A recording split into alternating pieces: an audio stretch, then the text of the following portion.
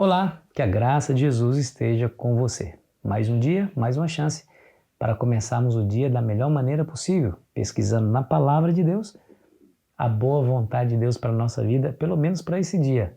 Ao aplicar a nossa vida de acordo com a revelação que tivemos, nós vamos andar de maneira segura. Obrigado porque você está aí. Não se esqueça de se inscrever caso ainda não tenha feito e ao final de deixar o gostei ou não gostei. Tema de hoje, a cura do cego, parte 1.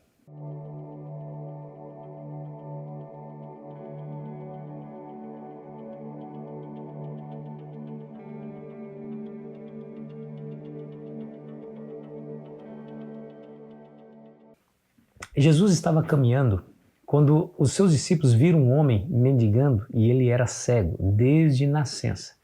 E eles fizeram uma pergunta tola para Cristo. Veja a pergunta: Senhor, quem foi que pecou para que este homem nascesse cego? Ele ou seus pais? Por que é tola? Por duas razões. A primeira é como esse homem poderia pecar antes do nascimento?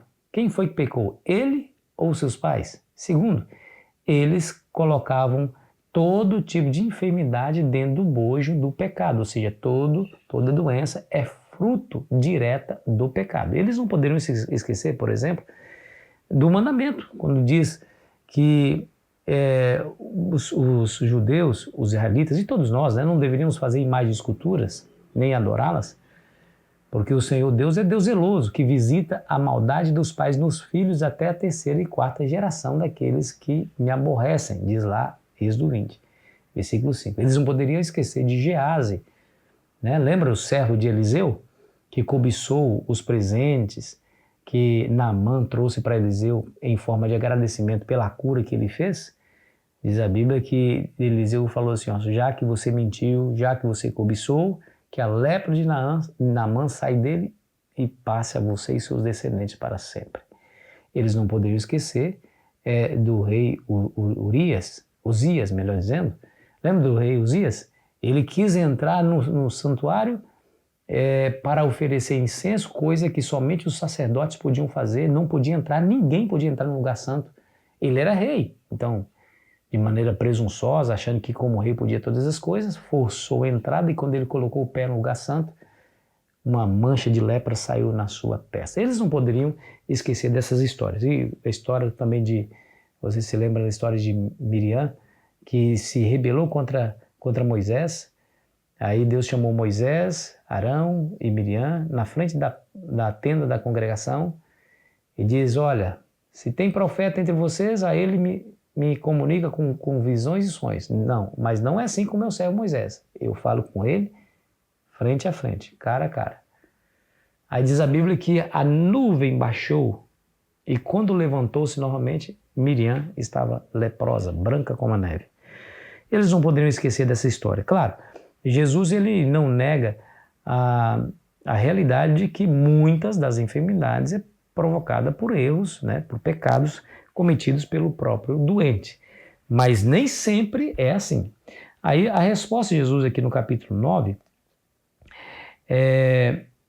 no verso 3 diz assim, respondeu Jesus, nem ele pecou e nem seus pais, mas foi para que se manifestem nele as obras de Deus. Veja que ele tinha um propósito aqui, o propósito foi manifestar a obra de Deus. Agora o que é interessante é o que Jesus fez, Diz a Bíblia aí que Jesus, ele cuspiu na terra e tendo feito lodo com a saliva, aplicou aos olhos do cego, dizendo, vai, lava-te no tanque de Siloé, que quer dizer enviado. Ele foi, lavou-se e voltou vendo. É um paralelo com Gênesis na criação, que Deus fez o homem do pó da terra, fez lá um barro e depois moldou o ser humano soprando nas suas narinas o fôlego de vida. Esse homem já estava formado, mas faltava alguma coisa nele. O que faltava? A visão. Então Jesus fez barro, colocou nos olhos, pediu para lavar e ele voltou vendo. Ou seja, Jesus completou aquilo que lhe estava faltando, da mesma maneira como Deus fez lá no Gênesis, fazendo e criando o ser humano. Isso é um paralelo impressionante e interessante, Muito bem. Agora teve um problema aí com os fariseus, Porque diz a Bíblia que Jesus fez isso no sábado. Segundo a tradição deles, Isso era uma flagrante transgressão do dia. E que Jesus não poderia ser encarado como o Messias, porque segundo a tradição deles, não é segundo a Bíblia, segundo a tradição deles, Jesus violava o sábado fazendo-se um pecador. Né? Olha o verso 16. Por isso alguns dos fariseus diziam, este homem não é de Deus, porque não guarda o sábado. Diziam outros, como pode um homem pecador fazer tamanhos sinais? E houve dissensão entre eles. Então veja que a conclusão equivocada dos fariseus foi que Jesus estava quebrando o sábado, mas eu lhe pergunto, qual é o trabalho remunerado que o Senhor Jesus estava fazendo aqui? Aliás, Jesus ele não era médico de tempo integral, ele não tinha um consultório, ele não atendia as pessoas e ganhava dinheiro com isso. A Bíblia fala que de profissão ele era carpinteiro, né? Trabalhava com madeiras, trabalhava com construções. E você não vê na Bíblia nenhum relato de que ele estava na carpintaria no dia de sábado, muito pelo contrário. No sábado ele estava na sinagoga pregando, depois ele aliviava o sofrimento das pessoas, não cobrava um centavo por isso. Isso não é trabalho, isso aí é misericórdia sendo exercida sobre aqueles sofredores, né?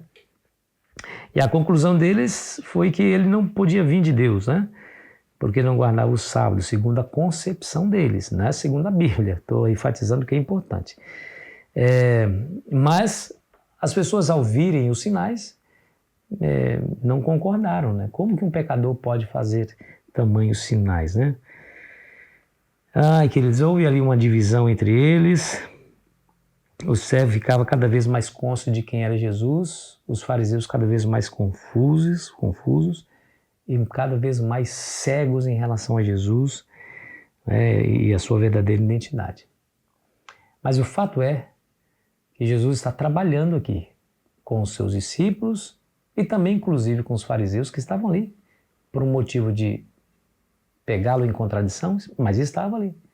Jesus estava dando a oportunidade para que aqueles homens pudessem refletir, operando perante os olhos deles esses grandes sinais. Eles poderiam ter feito a boa leitura de tudo aquilo para chegar a uma boa conclusão. Eles se apegaram às suas crenças equivocadas e, segundo essas crenças equivocadas, Jesus estava totalmente desqualificado para ser o Messias esperado.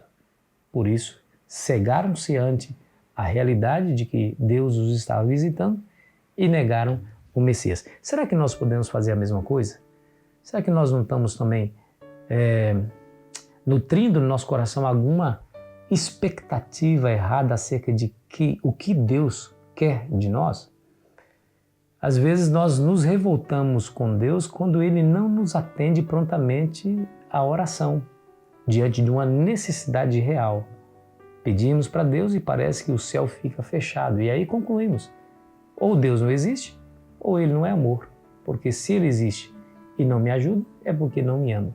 Ouve a oração dos outros, menos a minha. E essa conclusão errada foi originada de uma expectativa equivocada. Nunca se esqueça, Deus é soberano. Ele sabe todas as coisas, inclusive aquilo que é melhor para mim e para você.